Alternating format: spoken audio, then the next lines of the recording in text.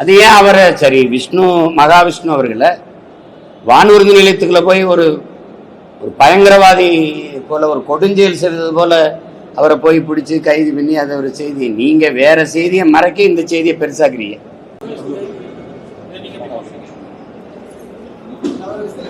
நானும் நீங்க சொல்ற மாதிரி கைதா தான் பாக்குறேன். இல்ல இது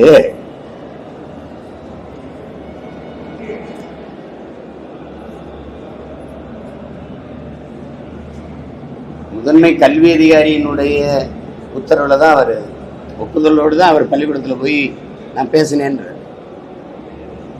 தர்க்கத்தில். அப்ப என்ன ஏன் பேச அழைச்சிங்கன்னு கேட்கிறாருல்ல. யார் அழைச்சது? யார் அழைச்சது? அது ஒண்ணு இருக்கு. முதன்மை கல்வி அதிகாரி அவருடைய ஒப்புதலோடு தான் வந்திருக்கேன்றது. நீங்க சம்பந்தமில்லாத ரெண்டு ஆசிரியர்களை பணியிட மாற்றி தூக்கி வேற இடத்துல போடுறீங்களே ஒழிய அந்த ஒப்புதல் அளிச்ச ஆசிரியர் யாரு? அந்த அதிகாரி யாரு? அவருடைய துறை எது? பள்ளி கல்வித்துறைக்கு தெரியாம இது நடந்துருச்சா? அரசு பள்ளியில ஆன்மீகம் போதிக்க வேண்டிய இது என்ன இருக்குது? அதுக்கு நிறைய மடங்கள் இருக்குது, அதுக்கு ஆசிரமங்கள் இருக்குது, அங்க போய் செய்யணும். திருக்குறளை தாண்டி இருக்கா? ஆன்மீகம்ங்கிறது என்ன? எல்லா உயிர்களையும் பேரன்பு கொண்டு நேசிப்பது. அது வாழ்க்கையே ஒரு வழிபாடு தான் என்ற நூல்ல ஐயா இறையன்பு ரொம்ப தெளிவாக எழுதியிருக்காரு. அன்புதான் அதன் வாசல், கருணை தான் அது வரவேற்பறை, ரொம்ப தெளிவாக எழுதுகிற. முக்தி தான் அதன் முற்றம்னு எழுதியிருக்காரு. அதான்டா ஆன்மீகம்னா. ஆன்மீகம்னா எல்லா உயிர்களையும் நீ பேரன்பு கொண்டு நேசிப்பின்னா அதான் அதான் ஆன்மீகம். புல்லு பூண்டு பூச்சி வண்டு எல்லாத்தையும் நேசிக்குது.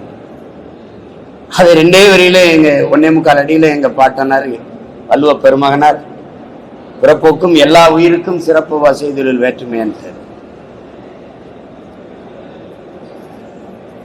பகுத்துண்டு பல் உயிர்கள் ஓம்புக நூலோர் தொகுத்துவற்றில் எல்லாம் தலையிட்டார். இதை தாண்டி என்ன ஆன்மீகம் இருக்கு? திடீர்னு தேவையில்லாம சொல்றது இதெல்லாம் அந்த புதிய கல்விக் கொள்கையில வருது. இதுக்கு முன்னாடி ஆசிரியர் தினம் நடந்திருக்கா இல்லையா? சரி, நான் என்னுடைய ஆசிரியர்களை என் அறிவு கருவுகிறையின் தாயா தான் நான் பார்க்கிறேன். நாங்க பெரிய மதிப்பு வச்சிருக்கோம். என்னை பெற்ற தாய் தந்தையர் இந்த உலகத்தை எனக்கு காட்டினாங்க. என் ஆசிரியர் பெருமக்கள் தான் இந்த உலகத்துக்கு என்னை காட்டினாங்க. இதுதான் சீமான், இதுதான் திருமால் செல்வன், இதுதான் கோகுல், இவர் வழக்கறிஞர், இவர் மருத்துவர் அப்படின்னு உலகத்துக்கு காட்டினது ஆசிரியர் பெருமக்கள் தான்.